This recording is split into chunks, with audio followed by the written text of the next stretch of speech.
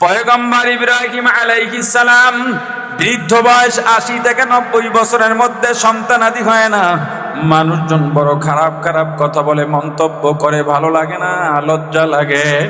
গভীর রাতে আল্লাহর দরবারে দোয়ায় বসলেন, দোয়া করলেন, রব্বি হাবলি মিনাস সলিহিন, আল্লাহ আমাকে নেক সন্তান দান করেন। ও পর্দালের মা বোনেরা, আল্লাহর কাছে নেক সন্তান চাও, ইঞ্জিনিয়ার ডাক্তার চাইও না, পুলিশ অফিসার চাইও না, এমএ পাস চাইও না, শিক্ষিত চাইও না, নেক সন্তান চাও, নেক সন্তান চাও।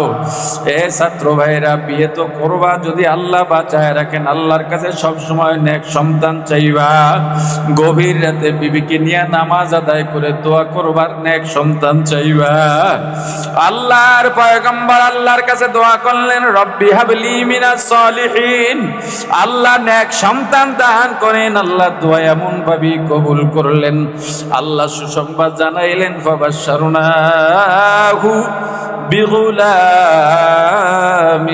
হালিম, ধৈর্যশীল নেক সন্তানের সুসংবাদ আল্লাহ জানায় দিয়েছেন। আল্লাহ এই দোয়া কবুল করে এত ভালো সন্তানই দিলেন, ইব্রাহিমকে ইসমাইল দান করে দিয়েছেন। সন্তান পাইয়া পয়গম্বর ইব্রাহিম মহা খুশি। আল্লাহ বলেন, পয়গম্বর আমার প্রতি মায়া বেশি না সন্তানের প্রতি বেশি?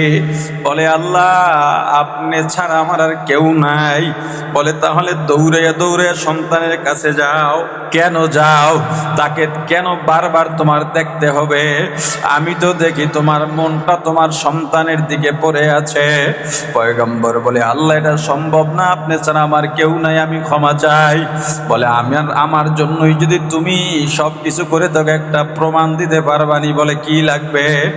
বলে, ইসমাইল আর তার মাকে মরুভূমির মধ্যে রেখে আসো। পয়গম্বর একবারও প্রশ্ন করেন নাই, আল্লাহ কেন? এইটার নাম কোরবানি। একবারও প্রশ্ন করেন নাই, কেন? ইন্না সালাতি ওয়া নুসুকি ওয়া মাহইয়ায়া ওয়া মামাতি লিল্লাহি রাব্বিল আলামিন। মুসলমানি বুয়াদ গর্দান নেহাদান ইনানে খুদ বদস্তে খাজাদাদান। মুসলমান কারে কয় জানো? গোলাম কারে কয় জানো? ঘোড়ার মুখের মধ্যে লাগাম লাগায়া, যখন মালিক লাগাম হাতে ধরা থাকে, ঘোড়া ডেকে বলে, ওরে মালিক, মুখে যে তুই লাগাম লাগায়া দিছো, আমার আর স্বাধীনতা নাই। ডানে টানলে ডানে যাব, বামে টানলে বামে যাব, দুদিক থেকে টানলে দাঁড়ায় যাব, বসতে বললে বসবো, দাঁড়াইতে বললে দাঁড়াবো। গোলাম তো সে আল্লাহ। আমার জীবন, আমার নামাজ, আমার কোরবানি, আমার রোজা, আমার মরণ, আমার যা আছে, আমার ইবাদত, আমার সংসার, আমার রাজনীতি, আমার ব্যবসা, আমার চাকরি, আমার সম্পদ, আমার যা কিছু আছে, সব হবে কার জন্যে? আওয়াজ দিয়া বলো, কার জন্যে? মুমিন, মুমিনের কথা কি হবে? ও আল্লাহ, রোগ দেওয়ার মালিক আপনি, সুস্থ করার মালিক আপনি, ধনী করবার মালিক আপনি, গরিব করবার মালিক আপনি। আপনি আমাকে সুস্থ রাখলেও আপনার সিদ্ধান্তে খুশি, অসুস্থ রাখলেও খুশি, খাওয়াইয়া রাখলেও খুশি, না খাওয়াইয়া রাখলেও খুশি। আল্লাহ ধনী বানাইলেও খুশি, গরিব বানাইলেও খুশি। ও আল্লাহ চাষি বানাইলেও খুশি, চাকরিজীবী বানাইলেও খুশি। আল্লাহ সুখে রাখলেও খুশি, দুঃখে রাখলেও খুশি। কারণ আপনার সিদ্ধান্তের বাইরে আমি কোনো অবস্থান নেব না। কোনো কথা নাই। কেন তাও জিজ্ঞাসা করেন নাই। অমনি রওনা দিছেন বিবি আর সন্তান নিয়ে। এখন যেখানে বাইতুল্লাহ, মাকামে ইব্রাহিম, ঠিক এই জায়গায় তাদেরকে দাঁড় করাইলেন। কয়েকটা খেজুর আর একটু পানি রেখেই চলে আসতেছে। পিছন থেকে হাজরা ডাক দিতেছেন, ও স্বামী, এই মরুভূমিতে রেখে কোথায় যান? কেনই বা রাখলেন? কিছুই তো বললেন না। মনের ভিতরে কত টান, আল্লাহ কেন রাখতে বলছেন জানি না। পেছনের দিকে ফিরে তাকাবেন, শেষবারের মতো একটি স্ত্রী সন্তানকে দেখতে চাইলেন। আল্লাহ বললেন, ইব্রাহিম, পেছনেও ফিরে তাকানো যাবে না, এর নাম কোরবানি। ইব্রাহিম রওনা দিয়েছেন, পিছন থেকে হাজেরা ডাক দিয়া বলেন, কেমন বিবি, এই পৃথিবীতে আমার রাসূলের উপরে পারিবারিক ভাবে এমন কোরবানির নজির আর নাই। এত ত্যাগ আর এত কোরবানি কে করবে? শুধুমাত্র আমরা গরু আর বকরি, উট, ভেড়া, জদার, মহিষ করার কোরবানিটাই নিয়ে আনিলাম। এই কোরবানি আইলে ফ্রিজের দাম বাড়ে, ফ্রিজের মার্কেটও বাড়ে। কোরবানি দেবে এজন্য ফ্রিজ কেনে। ওরে ভাই, তুমি তো সামর্থ্যবান, তোমার কেন ফ্রিজ কেনা লাগবে? তুমি একদিন কোরবানির দিন খাও, পরের দিন দরকার হলে আল্লাহ তোমাকে সামর্থ্য দিয়েছেন, তুমি তো কিনতে পারো। গরিবের দিয়া দাও না, এক মুঠ এক পিস কি দাও, সব করো। তোমার জন্য এই কোরবানি জাহান্নাম হবে। এই কোরবানি তোমার জন্য কখনোই হালাল হবে না। সব বাদ দাও, খবরদার। আল্লাহ দেখেন তোমার মনের তাকওয়া, আল্লাহ দেখেন তোমার অন্তর। হাজেরা ডাক দিয়া বলেন, স্বামী আপনি তো পয়গম্বর, আপনি তো নবী, আমাদেরকে এখানে রেখে যাওয়াটা যদি আল্লাহর পক্ষ থেকে হুকুম হয়, আমি হাজেরার কোনো আপত্তি নাই। সেখানে রইলেন কতদিন, কত কষ্ট। আহারে, এক সময় খাবার শেষ, পানিও শেষ, খাবার নাই, বুকে দুধও আসে না। ইসমাইল তো শিশু, চিৎকার দিয়া কাঁদে, ক্ষুধা পিপাসা। সন্তানকে রেখে কোথায় যাবেন? ভয় অন্তরের মধ্যে বেশি দূর যাইতেও পারেন না। ওই যে সাফা মারওয়া পাহাড় এখন তো নাই। আমি প্রথম যখন হজে গিয়েছিলাম একটা পাহাড় অনেক দূর ছিল, এখন সেটাও শুধু একটু চিহ্ন রেখে বাকিটা ঢেকে দেওয়া হয়েছে। ওই পাহাড় থেকে এই পাহাড় একটু ঢালু জায়গা, মরুভূমিতে বালু বালু পানির মতো দেখা যায়। আমি ওমানের সফরে যখন গেলাম প্রথমবার দেখি গাড়ি যাইতেছে, সামনে পানির ঢেউ। আমি চিৎকার দিয়ে বললাম, ড্রাইভার ব্রেক করো, পানি কেন? সবাই হেসে ফেলছে, বলে পানি না, এটা বালু। এত চেষ্টা করলাম বোঝার জন্য, পানি না, এটা বালু না। সেটা কাছে না যাওয়া পর্যন্ত বোঝার উপায় নাই। হাজরা দেখেন, ওই যে পানি দেখা যায়, দৌড়ে যান, গিয়ে দেখেন এটা বালি, পানি না। একটু উঁচা থেকে দূরে দেখার জন্য মারোয়া পাহাড়ে উঠেন, উঠে দেখেন, আবার ওখান থেকে দৌড়ে সাফা পাহাড়ে যান। আর এই দুই পাহাড়ের মাঝে একটু ঢালু আছে, ওই ঢালু আর নিচা জায়গায় গেলে ইসমাইলকে দেখা যায় না। হাজরা আলাইহিস সালাম ওখান থেকে একটু দৌড় দিছেন। আল্লাহ দুনিয়ার হাজী সাহেবদেরকে বলে দিয়েছেন, ওরে হাজিরা, আমার হাজেরা যেখান থেকে দৌড় দিয়েছেন, ওই দৌড় আমার কাছে এমন পছন্দ হইছে, তুমি হজে যাবা অত সেখান থেকে দৌড়াইবা না, তোমার হজ হবে না। এভাবে দৌড়াইতে দৌড়াইতে হঠাৎ করে পানির কলকলারি শব্দ পান।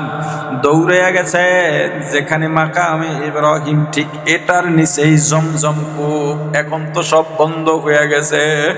পানি নিজেও পান করলেন, সন্তানকেও পান করাইলেন।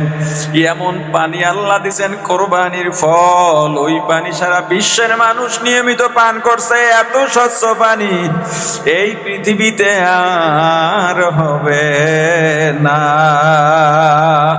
ওরে আমার ভাই, এভাবে যাইতে যাইতে যখন ইসমাইল আলাইহিস সালাতু ওয়াস সালাম প্রাপ্তবয়স্ক হয়ে গেলেন, অনেকেই বলেন শিশু ইসমাইল না, ওই বয়সটা শিশু বয়স ছিল না। সামনের আলোচনা আগাইলেই বোঝা যাবে। যখন বালেগ হয়ে গেলেন, আল্লাহ পয়গম্বরকে জিজ্ঞেস করলেন বা স্বপ্নে দেখাইলেন, ও ইব্রাহিম, এই যে এত বছর গেল আমার উপরে রাগ আসেনি, বলে না ইসমাইল কেমন আছে জানতে মনে চাইনি।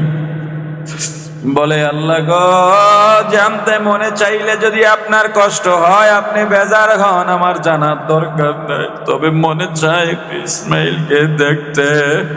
আল্লাহ বলেন, যাও যাও দেখবা, তবে গিয়া জড়ো করে দেবা।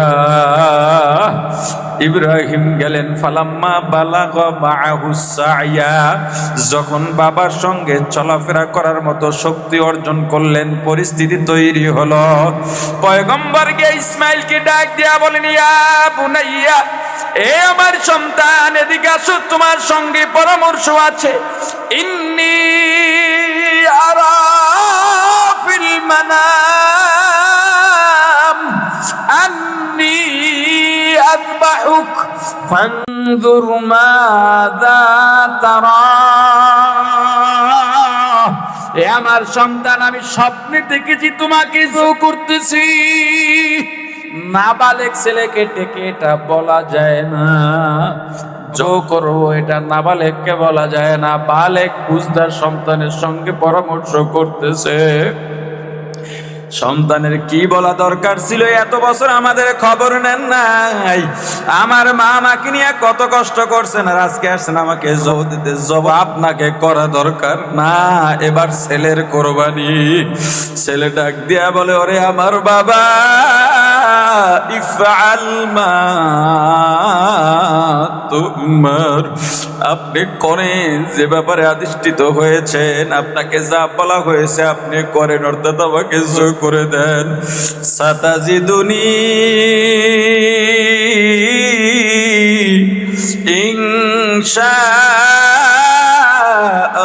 ইনশাআল্লাহু মিনাস সাবিরিন।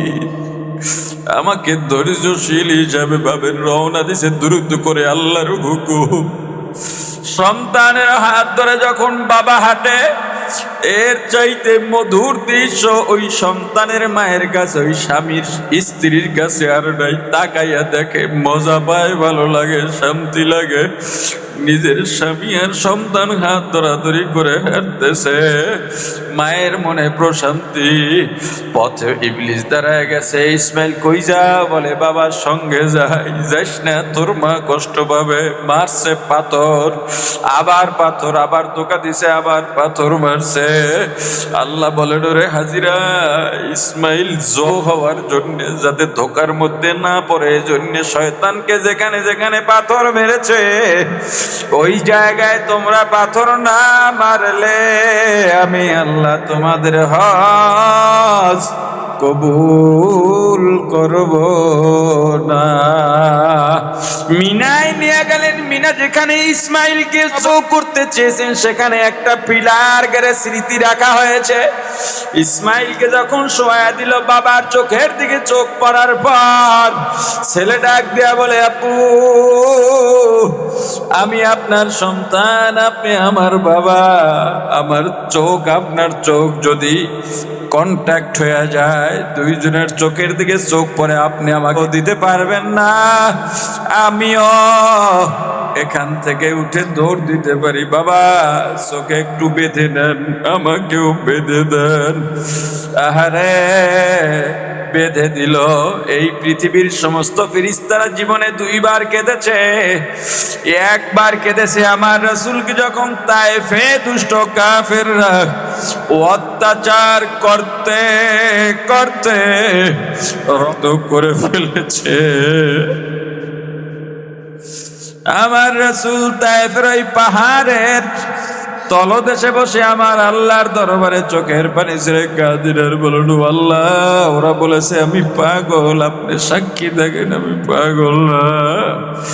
আমার রাসূলের শরীরের সমস্ত জায়গাগুলো ফুটা ফুটা হয়ে গেছে। পাথরের আঘাতে আঘাতে রক্তে পুরো শরীরটা লাল হয়ে গেছে। ওই সময় ফেরেশতা, সমস্ত ফেরেশতা কেঁদেছিল। আর একবার কেঁদেছে পয়গম্বর ইব্রাহিম আলাইহিস সালাম নিজের সন্তান ইসমাইলকে শোয়াইয়া যখন ছুরি চালানো শুরু করছে, সমস্ত আসমানের ফেরেশতারা কেঁদেছে আর বলেছে, আল্লাহ, ফিরান ফিরান ফিরান। হাজেরা তো খবর পেয়ে গেছে। হাজরার কাছে ইবলিস গিয়া বলে, হাজরা, ইসমাইল কই? বলে বাবার সঙ্গে গেছে। তুমি জানো রে অতিথি সে বলে না, সে বলে তোর কথা বিশ্বাস করি না, কোনো বাবা সন্তানকে জৌ করতে পারে না। ইবলিস দেখে আর উপায় নাই, এবার বলল আল্লাহ বলছেন, আল্লাহর হুকুমে। হাজরা আলাইহিস সালাম এবার বলে যা তুই দুর্গ, আল্লাহর হুকুম থাকলে আমি হাজের আর আপত্তি নাই। ওদিকে বসে আল্লাহর দরবারে দোয়া করে, আল্লাহ আপনার হুকুম যদি হইয়া থাকে আমার সন্তানের স্বামীকে আপনি পরীক্ষায় পাশ করাইয়া নিয়েন। সমস্ত ফেরেশতা কাঁদে, আল্লাহ বাঁচান বাঁচান। ইসমাইল ছুরি চালাবার আগে ডাক দেয়া বলে, বাবা আমাকে রো করার পর আমার মাকে গিয়ে আমার সালাম জানাবেন। মাকে বলে আসতে পারি নাই, আমাকে নিয়ে মা অনেক কষ্ট করছে। মাকে বলবেন জান্নাতে দেখা হবে। ছুরি চালায় কিন্তু একটা পশমও কাটে না। চোখ খুলে দেখেন ইসমাইলের জায়গায় ছুরির রাগ হইয়া পাথরের উপরে মারে, পাথর টুকরো টুকরো হয়ে যায়। আবার সবাই কিন্তু ইসমাইল কাটে না। আল্লাহ ফেরেশতাদের ডেকে বলেন, ও ফেরেশতারা পেরেশান হইও না, আমি যা জানি, আমি যা করি, আমি যা পারি, তোমরা তা জানো না, পারো না, করো না। আল্লাহ ছুরিকে বলে দিছেন, ওরে ছুরি গাছ কাটবি, লোহা কাটবি, পাথর কাটবি, কিন্তু আমার ইসমাইলের একটা পশম যেন না কাটে। এই হইল কোরবানি। নিজের জীবনকে সব বিসর্জন দাও আমার আল্লাহর জন্যে। শুধুমাত্র গরু যত সব করুণারি ভাই, এজন্যই কলবে তাকওয়ার অনেক দাম। এই তাকওয়ার ছাড়া কিয়ামতের ময়দানে স্বচ্ছ কলব ছাড়া কোনো কিছুর দাম নাই। এজন্য বেশি বেশি নেক আমল করো, গুনাহ ছাড়ো। বেশি বেশি নেক আমল করো, গুনাহ ছাড়ো। আমল করতে বলি নাই, নেক আমল করতে বলেছি। আখলিস দীনাকা ইয়াকফিকাল আমালুল কলিল। ওরে আমার ভাই, এজন্য কলবকে প্রস্তুত করো। ছাত্র ভাইরা লেখাপড়া করো, সিনায় ইলমে নববী, ইলমে ওহী ঢুকাবার জন্যও তো তোমার কলব পরিষ্কার করা দরকার। এখন তার জিবরাইল এসে তোমার সিনা চা করবে না। এখন তোমার কোনো মুরব্বির কাছে গিয়া পরামর্শ নিয়ে তোমার কলবকে শুদ্ধ করা লাগবে। আর বেশি বেশি জিকির করো, জিকির জবানে জিকির জারি করে দাও। চলো ফেরো, বেহুদা সময় তুমি অন্য কথা বলতে যাও না। অনর্থক কথার দরকার নাই, ফাও পেছালের দরকার নাই।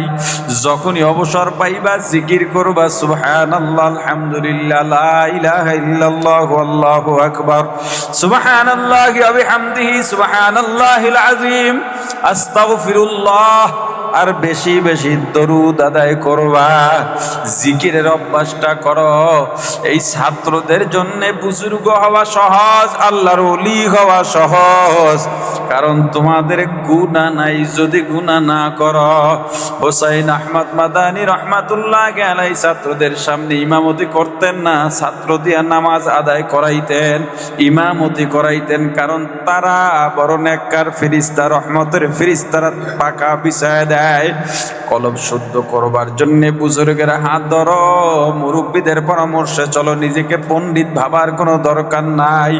যত বড় হও না কেন তবুও তোমার মুরব্বী লাগবেই লাগবে। আর বেশি বেশি আমার মাওলার জিকির করো, জিকির দিয়া কলবকে তাজা রাখো। আমলে বরকত পাইবা, ইখলাসেও বরকত পাইবা, গুনাহ থেকে ফিরতে পারবা। আল্লাহ সবাইকে তৌফিক দান করেন বলি আমিন। ওয়াইলুল লিল মুসাল্লিন আল্লাযীনা হুম আন সালাতিহিম সাহুন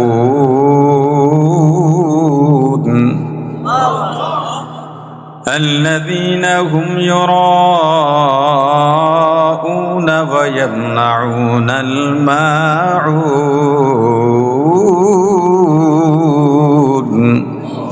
মুকুন সুস্তি নামাজে বানজে গানা ফাওয়াইলুল লিল মুসাল্লিন আল্লাযীনা যেই নামাজ দিয়া জান্নাত পাওয়া যায়, যেই নামাজ দিয়া আল্লাহর সঙ্গে বান্দার দিদার হয়ে যায়। আমার রাসূল বলছেন, জিবরাইল যখন রাসূলের কাছে গিয়েছেন, আন তা'বুদাল্লাহ কাআন্নাকা তারাহু ফাইন লাম তাকুন তারাহু ফাইন্নাহু ইয়ারাক। যখন তুমি ইবাদত করবা, এক্সাম্পল যখন তুমি নামাজে দাঁড়াইবা, তুমি মনে করবা আল্লাহকে দেখতেছো। ফাইন লাম তাকুন তারাহ, যদি আল্লাহকে দেখতে না পাও, ফাইন্নাহু ইয়ারাক, মনে করবা আল্লাহ তোমাকে দেখতেছেন। এক সাহাবী নামাজও আদায় করেন, নামাজ থেকে বের হয়ে গুনাহে লিপ্ত হন। সাহাবায়ে কেরাম কি রাসূলের কাছে নালিশ করেন, হুজুর আপনার অমুক সাহাবী নামাজও পড়ে গুনাহও করেন। হুজুর বললেন, ওর নামাজ ঠিক হতে দাও। কিছুদিন যাওয়ার পরে দেখা গেল সাহাবী নামাজ পড়েন আর গুনাহ করেন না, গুনাহে যান না। কি ঠিক হয়ে গেল? সাহাবীরা আবার রাসূলের কাছে গিয়ে বললেন, হুজুর আপনার ওই সাহাবী এখন নামাজ পড়ে, তবে আগের মতো গুনাহ করে না। তখন আল্লাহ আয়াত নাজিল করলেন, ইন্নাস সালাতা তানহা আনিল ফাহশাই ওয়াল মুনকার। নামাজ এমন এক ইবাদত, এমন এক মহা ঔষধ, এমন এক প্রেসক্রিপশন, কেউ যদি পালন করে নামাজ তাকে সমস্ত খারাপ কাজ থেকে ফিরাইয়া দেয়, অন্যায় থেকে ফিরাইয়া দেয়। এখন সেটা কোন নামাজ? নামাজ তো শুদ্ধ সবার হতে পারে, কবুল হতে হবে কয়জনার? নামাজের একটা বাহ্যিক দিক আর একটা ভেতরের দিক। স্বাভাবিকভাবে ওযু করার পর নামাজ আদায় করি, কেরাত পড়ি, রুকু সেজদা করি, সালাম ফিরাই, বৈঠক করি, এইটা একটা দিক। আর কলবের একটা দিক আছে, নামাজের দ্বারাই আমরা কি করি না করি, এটা হলো বড় ব্যাপার। নামাজ কবুল সবার হবে না, নামাজ শুদ্ধ সবার হতে পারে। আর শুদ্ধ নামাজ দিয়া গুনাহ থেকেও ফেরা যায় না, শুদ্ধ নামাজ জান্নাতের চাবিও হবে না। নামাজ শুদ্ধের সাথে সাথে কবুলওয়ালা নামাজ আদায় করা লাগবে। সাহাবীরা নামাজে দাঁড়াইতেন, এমন ধ্যানমগ্ন থাকতেন, নামাজের ভেতরে পাখি গিয়া তাদের কাঁধে দাঁড়াইতো, গাছ মনে করে মাথায় গিয়া বসত। গায়ের ভিতরে তীর ঢুকেছে। আমার রাসূল বলেন, আলীকে নামাজে দাঁড়াইতে দাও, নামাজে দাঁড়াবার পরে তীর বের করো। তীর বের করছেন হযরত আলী, বলতেও পারেন না। আপনার আমার জন্য আল্লাহ ইবাদত কঠিন করে দেন না, সহজ। নামাজের মধ্যে দাঁড়াবার পর মন যদি দুনিয়ার দিকে যায়, আমার রাসূল বলেন, আবার তোমার মন নামাজের মধ্যে ফিরিয়ে আনো। এদিক সেদিক তো মন দৌড়াদৌড়ি করবে, তোমার নফস আর শয়তান তো ধোঁকা দিতেই থাকবে, আবার তোমার মনকে ফিরাইয়া আনো। বান্দা গুনাহ করতে চাও না, নিজে ইচ্ছা করে করো না, অনিচ্ছা সত্ত্বে গুনাহ হয়েই যাবে, আবার তওবা করে নিজেকে ফিরাও। একটু খেয়াল রাখবা, ইচ্ছা করে গুনাহ করবা না, গুনাহ যদি হয়ে যায়, অনিচ্ছায় হয়ে যায়, তওবা করে ফেলো। আল্লাহ বলেন, যদি তওবা করো গুনাহ মাফ করে দেব। শুধু তাই না, বরং তোমার গুনাহগুলা আমি আল্লাহর নেক দিয়ে পরিবর্তন করে ফেলব। বান্দা নামাজে দাঁড়াবার পরে মন এদিক সেদিক ছোটাছুটি করে, তুমি আবার তোমার মনকে নামাজের দিকে ফিরিয়ে আনো। এভাবে করতে করতে যদি নামাজ আদায় করো, এই নামাজও আল্লাহ তোমার কবুল করে ফেলবেন। সাহাবায়ে কেরাম বললেন, হুজুর এতদিন গুনাহ করলেন, এখন করেন না, আলাদা কোনো কাজ তো করতে দেখলাম না, কেন তার গুনাহ ফিরে গেল? জিবরাইল জানায় দেয়, হুজুর আপনি বলে দেন, নামাজের ভেতর আর বাহির দুইটা দিক আছে। নামাজে যখন দাঁড়াইবা, তুমি মনে করবা সামনে আমার আল্লাহ, সেজদার দিকে তাকায় থাকবা, সেজদা যেখানে দিবে এখানে আমার আল্লাহর কুদরতি কদম। আমার নাক কপাল লাগিয়ে যেখানে সেজদা করব, আমার আল্লাহর কুদরতি কদমে সেজদা করব। আমি যে দাঁড়িয়ে আছি, আমি পুলসিরাতের উপরে দাঁড়ানো, পুলসিরাত দেখে দেখে নামাজ আদায় করার চেষ্টা করো। আমার ডান দিকে জান্নাত, বাম দিকে জাহান্নাম, আজরাইল আমার পেছনে সদা সর্বদা প্রস্তুত, যে কোনো সময় আমার জীবনটা নিয়ে যাইতে পারে। আলহামদুলিল্লাহি রাব্বিল আলামিন পড়েছি, এরপরে আর রহমানির রহিম পড়তে নাও পারি। এই যে ভেতরের দিকটা ঠিক করা, এটার দামই আল্লাহর দরবারে অন্য কোনো কিছুর দাম নাই। ইয়াউমা লা ইয়ানফাউ মালুন ওয়ালা বানুন ইল্লা মান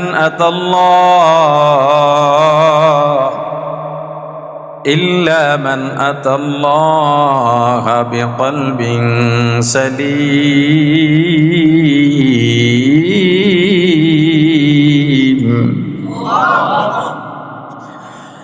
ইয়াউমা লা ইয়ানফাউ মালুন ওয়ালা বানুন ইল্লা মান আতাল্লাহ বিকলবিন সালিম।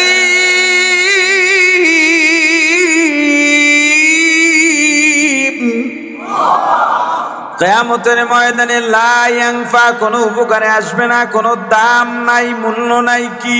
মালুন, মাল দৌলত, সম্পদ ওয়ালা, বাড়ির মালিক, টাকা পয়সার মালিক, ব্যবসা প্রতিষ্ঠানের মালিক, হে ক্ষমতাওয়ালা মেম্বার, চেয়ারম্যান, এমপি, মন্ত্রী, কারো কোনো দাম নাই, কোনো পদের দাম নাই, সন্তান, নেতা নেত্রীর কোনো দাম নাই। ওয়ালা বানুন, কিয়ামতের ময়দানে দুনিয়ার কোনো দাপট কাজে খাটবে না। কি কাজে লাগবে? ইল্লা মান আতাল্লাহ, যারা আমি আল্লাহর কাছে আসবে। কি নিয়া? বিকলবিন সালিম, একটা পরিশুদ্ধ কলব নিয়া। এজন্যে কোরবানি যারা দেয়, এখানেও কিন্তু কলবেরই সবচাইতে বড় পরীক্ষা। তোমার নিয়ত যদি শুদ্ধ না হয়, তোমার নামাজও শুদ্ধ না। বাহ্যিক শুদ্ধ ঠিক আছে, নামাজ কবুল হওয়ার মতো পর্যায়ে তোমার নামাজ যাবে না। রোজা রাখো, সেখানেও শুদ্ধতা লাগবে। জিকির করো, শুদ্ধতা লাগবে। কথা বলো, শুদ্ধতা লাগবে। ব্যবসা করো, শুদ্ধতা লাগবে। চাকরি করো, শুদ্ধতা লাগবে। লেনদেন করো, শুদ্ধতা লাগবে। বিচার করো, ইনসাফ লাগবে। খবরদার না হয় কিয়ামতের ময়দানে ইসরাফিল তো দাঁড়ায় রইছে, আল্লাহ যখনই বলবেন সিংহায় ফু দিয়া দিবেন। দাঁড়ায় আছেন, বেশি শক্তিশালী বিশুদ্ধ মতে 2টা ফু দেবেন। এই 2টা ফুতে যা যা কর্মকাণ্ড ঘটবে, কেউ কেউ এই কর্মকাণ্ডকে 3টা ভাগ করে 3টা ফুয়ের কথা বলেছেন। ইসরাফিল যখন প্রথম ফুৎকার দিবেন, তখন প্রথমে আস্তে শোনা যাবে, মানুষ অবাক হয়ে যাবে। আস্তে আস্তে এটার আওয়াজ বাড়বে, সাউন্ড বাড়বে। কেউ কেউ গরুর দুধ দোয়াইতেছে, হঠাৎ দুধ দোয়ানি বন্ধ হয়ে যাবে, শেষ করতে পারবে না। কেউ খানা খাইতে বসতে, লোকমা দেবে, মজা করে আয়োজন করছে, এই লোকমাটা মুখে দিতে পারবে না। কেউ দোকানে কেনাকাটা করার জন্য গেছে, পণ্যটা দেখাচ্ছে, দেখবে দাম দর করবার আগেই কিয়ামত ঘটে যাবে। সাউন্ডটা এত বিকট হবে, এক সময় এত ভয়ঙ্কর অবস্থা হবে, দুনিয়া কাঁপা শুরু হবে, লয় হয়ে যাবে।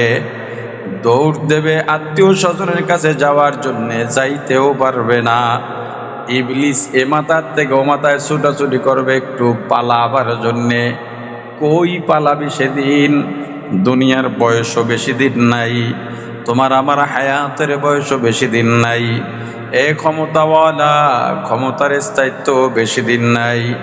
সাবধান, দ্বিতীয় ফু দেবে, সব মৃত মানুষগুলো জিন্দা হয়ে যাবে। হাসরের ময়দানে যাবে কয়েকটা পদ্ধতিতে। কেউ যাবে বিদ্যুৎ গতিতে, কেউ যাবে হাঁটতে হাঁটতে, আবার কাউকে কাউকে চেহারার উপরে ভর করে পিছন দিকে যেতে হবে।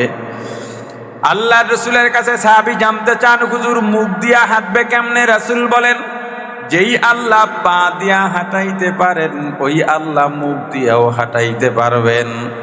যার যারা আমল অনুযায়ী, যারা আমল ভালো, যার অন্তর ভালো, যার তাকওয়া ভালো, একে আল্লাহ বিদ্যুতের গতিতে নিয়ে যাবেন। যারা আমল একটু দুর্বল, তাকে আল্লাহ হাঁটাইয়া হাঁটাইয়া নিয়ে যাবেন। আর যারা গুনাহগার পাপী, তাদের এই চেহারাটা মাটির মধ্যে থাকবে। পিছন ফিরে মাথা মুখ মাটির মধ্যে এমনি ঘুরাইয়া ঘুরাইয়া হাঁটতে থাকবে। চেহারা থেতলে যাবে, রক্তাক্ত হয়ে যাবে, চেহারার আকৃতি ঠিক থাকবে না। হাসরের ময়দান এমন কঠিন, সর্বোচ্চ 1 থেকে 3 মাইল এর বেশি দূরে না, সূর্যটা মাথার উপরে এসে পড়বে, সূর্যের তাপগুলো ছেড়ে দেবে, মানুষ চিৎকার শুরু করবে, এত ঘাম আর এত কষ্ট, এত গরম। মানুষ গরমে ঘামতে ঘামতে কারো কারো মাথার চারাগুলো ফিটে মগজগুলো টকবক করে জমিনে পড়বে। ঘাম দুর্গন্ধ, ঘাম আমল অনুযায়ী এই ঘামের মধ্যে কারো পায়ের টাকনু পর্যন্ত ডুবন্ত থাকবে, কারো কোমর পর্যন্ত ডুবন্ত থাকবে, কারো ঘাড় পর্যন্ত, আর কেউ হাবুডুবু খাবে, কোনো কুল কিনারা পাবে না। যারা গুনাহগার তাদের কাছে মনে হবে অনন্তকাল, কমপক্ষে 50,000 বছর অপেক্ষা করবে। আর যারা দিনদার, যারা তাকওয়াবান, যাদের অন্তর শুদ্ধ, তারা মনে করবে অল্প একটু সময় অপেক্ষা করতেছি। আমার রাসূল শুধু সেজদায় পড়ে কাঁদবেন, মানুষজন ছুটবে নবীদের কাছে, আদমের কাছে গিয়া বলবে, হে পয়গম্বর, আমরা আপনার সন্তান বলে আজকে আমি আমার বড় চিন্তা নিয়ে আছি। ইব্রাহিমের কাছে যাও, তিনি খলিল, আল্লাহর বড় প্রিয়, যাবে, তিনিও ফিরাইয়া দেবেন, ইসমাইলও ফিরাইয়া দেবেন, মুসাও ফিরাইয়া দেবেন, ঈসাও ফিরাইয়া দেবেন। শেষ পর্যন্ত বলবেন একজনই মাত্র সুপারিশ করতে পারবে, মুহাম্মদুর রাসূলুল্লাহ সাল্লাল্লাহু আলাইহি ওয়াসাল্লামের কাছে যাও। আমার রাসূলের কাছে গিয়া সবাই সুপারিশ চাইবে, আমার রাসূল বলবে, হ্যাঁ, আজকে আমি একমাত্র সুপারিশ করতে পারবো। আমার রাসূল গিয়ে আরশের সোজাসুজির নিচে সেজদায় পড়ে কান্না শুরু করবেন। একজন ফেরেশতা গিয়ে আমার রাসূলের এই হাত ধরে উরু ধরে টেনে উঠাবেন। আমার রাসূল আরশের দিকে তাকাবেন, আল্লাহ বলবেন, আপনি কি মুহাম্মদ? বলবেন, হ্যাঁ, আমি মুহাম্মদ। কি চান বলো গো আল্লাহ? আপনি বলেছিলেন, প্রতিশ্রুতি দিয়েছিলেন আজকে আমার সুপারিশ মানবেন। বলে, হ্যাঁ, মানা হবে। আল্লাহ হাসরের ময়দানে আমার উম্মতরা বহু কষ্ট পায়, বিচার কার্য শুরু হলে আমাদের জন্য ভালো হয়। আল্লাহ বলবেন, ঠিক আছে, বিচার কার্য শুরু হবে, আপনার সুপারিশ মানা হলো। এরপরে একদল ফেরেশতা আসবে, সারিবদ্ধভাবে দাঁড়াবে, জায়গাটা আলোকিত হয়ে যাবে। হাসরবাসীরা জিজ্ঞেস করবেন, আমার রাসূল জিজ্ঞেস করবেন, আল্লাহ কি তোমাদের সাথে আছেন নাকি? বলবে না, আল্লাহ আসতেছেন। 7 আসমানের সমস্ত ফেরেশতারা একে একে আসমান ভেঙে ভেঙে সবাই সারিবদ্ধ হয়ে দাঁড়াবে। একটা মিজানের পাল্লা ওখানে স্থাপন করা হবে, বিশাল পাল্লা, দুনিয়ার এমাতার থেকে ওমাতা, দুনিয়ার সমান এক একটা পাল্লা। আল্লাহ সবকিছু সমতল করে একটা মেঘের মতো ছায়া থেকে আমার রাসূল, আমার আল্লাহ এসে বসবেন তার কুরসিতে। আল্লাহ এই প্রথম বান্দাদের সামনে তার পায়ের গোড়ালি পর্যন্ত, কুদরতি পায়ের গোড়ালি পর্যন্ত খুলে দেবেন। পুরা হাসরের ময়দান আমার মাওলার নূরে ঝলকানি শুরু হয়ে যাবে। আল্লাহ ডাক দেবেন, দুনিয়ার নামাজিরা যারা আমার হুকুম মানছো, নামাজ আদায় করছো, তারা সেজদা দাও, আমার পায়ে সেজদা দাও। যারা নিয়মিত ঠিকভাবে নামাজ আদায় করেছে, যাদের ভেতর বাহির ঠিক ছিল, তারা সেজদা দিতে পারবে। আর যারা দুনিয়ায় ঠিকভাবে নামাজ আদায় করে নাই, নামাজ পড়ে নাই, ওরা সেজদা দিতে পারবে না। এ দুনিয়ার ক্ষমতাওয়ালা যখন ইসরাফিল আলাইহিস সালাম সিংহায় ফুৎকার দেবেন, দ্বিতীয় ফুৎকার, তখন দুনিয়ার কিচ্ছু নাই, কেউ বেঁচে থাকবে না। প্রথম ফুৎকারের পরে কেউ বেঁচে থাকবে না একমাত্র আল্লাহ ছাড়া। আল্লাহ বলেন, একমাত্র আমার মৃত্যু নাই। আল্লাহু লা ইলাহা ইল্লা হুয়াল হাইয়ুল কাইয়্যুম লা তাখুযুহু সিনাতুন ওয়ালা নাওম। আল্লাহ তখন পুরা দুনিয়াটাকে এই বাম হাতের কবজায় নিয়ে আসবেন। দুনিয়াকে বাম হাতে আল্লাহর কুদরতি হাতে পেঁচ দিয়া ডাক দেবেন, হে দুনিয়ার বাদশারায়, লিমানিল মুলকুল ইয়াউম লিল্লাহিল ওয়াহিদিল কাহ্হার। কাদের কুদরত তু দারি বর কামাল আনতা রব্বি আনতা হাসবি জুল জালাল তুহি কাদের জলিলুল্লাহ জাহাদার বহর হালে তুহি মেরা নিগাহদার। আল্লাহ ডাক দেবেন, এ দুনিয়ার বাদশা, এ দুনিয়ার ক্ষমতাওয়ালা, আজকে পারলে বল এই দিনের বাদশাকে, এই দিনের মালিককে। আল্লাহ দুনিয়াটা বাম হাতে প্যাচ দিয়াই বলবেন, আমি সারা আর কোন মালিক নাই। মিজানের পাল্লায় বান্দার আমলের মাপ দেওয়া হবে, ওজন দেওয়া হবে। যাদের গুনার পাল্লা ভারী হয়ে যাবে, কিয়ামতের ময়দানে সবাইকে আল্লাহ ডাকবেন, বাবার নাম ধরে ডাকবেন। কিন্তু একটা কথা কেউ বলে না। আল্লাহ কোরআনে বলছেন, অনেককে তার নেতার নাম ধরে ডাকা হবে, এ অমুক নেতার কর্মীরা আয়। এই যে নাম ধরে কোন নেতার পিছনে দৌড়াও, বুঝে শুনে দৌড়াইও। কোন নেতার দালালি করো আর চাটুকারি করো, বুঝে শুনে কইর। এই রাজনীতিবিদ, রাজনীতি করো ভালো কথা, আল্লাহকে বেজার করে কোনো কাজ করো না। গরিবের উপরে অত্যাচার করবা না, ব্যবসায়ী থেকে হয়রানি করে চাঁদা আদায় করো না। নেতাকে খুশি করার জন্যে আল্লাহ বিরোধী কোনো কাজে লিপ্ত হইও না। কিয়ামতের ময়দানে ডাকবেন, আমল পরিমাপ করা হবে, ওজন দেওয়া হবে। গুনার পাল্লা যদি ভারী হয়ে যায়, বাম হাতটাকে পেটের মধ্যে দিয়ে ঢুকাইয়া পিছন থেকে মোড়াইয়া বের করে হাতটা এমনি দেবে, এই পিছনে আমল নামা দেওয়া হবে। যখনই পেটের মধ্যে থেকে ঢুকাবে সব টেনে ছিঁড়ে যাবে, কিন্তু ছুটে যাবে না। এবার বলবে, যাও এদিকে যাও। আর যে নেককার বান্দা, আল্লাহর প্রিয় বান্দা, চেষ্টা করেছে, মাঝে মাঝে গুনাহ হয়ে গেছে, অনিচ্ছাকৃত গুনাহ হয়ে গেলেই পেরেশান। বিছানায় শুইলেও ভালো লাগে না, এপিট করে ওপিট করে, ঘুম আসে না। কেন গুনাহ করলাম? আমি তো ইচ্ছা করে করতে চাই নাই। গুনাহ হয়ে গেছে, আর ঘুমায় না, উঠে অজু বানায়, অজু বানাইয়া যায় নামাজ বিছায় 2-4 রাকাত নামাজ আদায় করে আর কাঁদে। আল্লাহর দরবারে এমন কান্নাই কাঁদে, আল্লাহ বান্দার গুনাহ মাফ করে দেন। এই যে গুণের বান্দা, গুনাহ হয়ে যায়, অনিচ্ছাকৃত তওবা করে ফেলে, ওই বান্দার গুনার পাল্লা হালকা করে নেকের পাল্লা আল্লাহ ভারী করে দেবেন। ডান হাতে আমল নামা হবে, যাও এদিকে যাও। জাহান্নামীরা তাকায় দেখবে, জান্নাতীরা এদিকে, আমরাও এদিকে, মনে করবে একসাথেই বুঝি জান্নাতে যাব। কিন্তু ভুলে যাবে এখন কঠিন, সবচাইতে কঠিন বাধা আমাদের সামনে পুলসিরাত। এই কঠিন বাধা জাহান্নামীরা গিয়াই দেখবে বিশাল গভীর কূপ। এই কুয়ার উপর দিয়া চুলের মতো চিকন তলোয়ার থেকেও ধার। ব্রিজের 2 পাশে যেমন রেলিং থাকে, ওখানেও পুলসিরাতে রেলিং থাকবে, সব কাটা কাটা। আর জাহান্নামের আগুনের কেমনে পার হবে?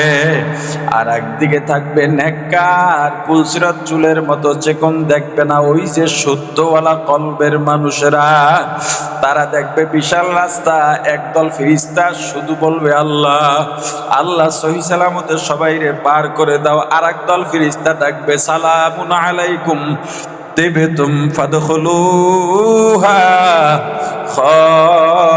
খালিদিন। ওই পুলসিরাত থাকবে জাহান্নামের উপর থেকে। জাহান্নামীরা ওখান থেকে পার হওয়া ছাড়া উপায় নাই। একদল মানুষ হাঁটতে হাঁটতে একেবারে উমাতায় চলে যাবে, এমন সময় কেটে কেটে জাহান্নামে পড়ে যাবে। একদল মানুষ মাঝে গিয়া জাহান্নামে পড়ে যাবে, একদল মানুষ শুরুতেই জাহান্নামে পড়ে যাবে। আর জান্নাতীরা যাবে, ফেরেশতারা সংবর্ধনা দিয়া, শোডাউন নিয়ে, ঘোষণা দিয়া, বিশাল আকারে নিয়ে যাবে, বিশাল বড় সম্মান দিয়া নিয়ে যাবে, আয়োজন করে নিয়ে যাবে। জান্নাতীরা যখনই ওজনের নেকের ওজন বেশি হয়ে যাবে, তাদের মাথার ভিতর একটা মুক্তার টুপি পরানো হবে। ওই টুপি দেখে ভাই বন্ধু ব্রাদার সবাই চিনতে পারবে, এ অমুক, এ তো আমার বাড়িতে কাজ করত, আজকে দেখি তার মাথায় মুক্তার টুপি, বাদশার মতো সম্মান নিয়ে জান্নাতে যায়।